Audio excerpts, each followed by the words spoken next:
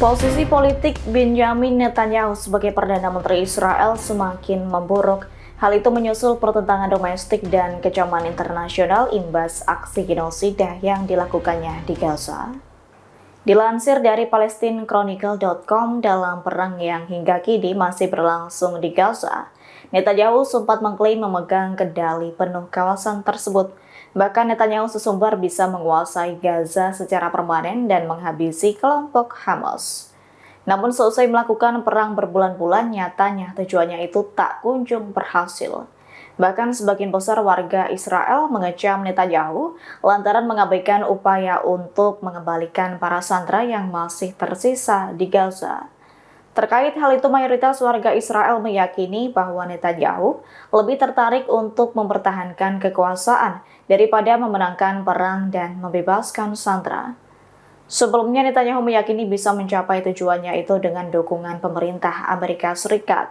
Kendati ada sejumlah kebijakan dari Presiden Donald Trump yang tak sepenuhnya sejalan dengan keinginan Israel, Netanyahu yakin bahwa Trump tetap menjadi sekutu penting dan terus berkomitmen pada keamanan Israel.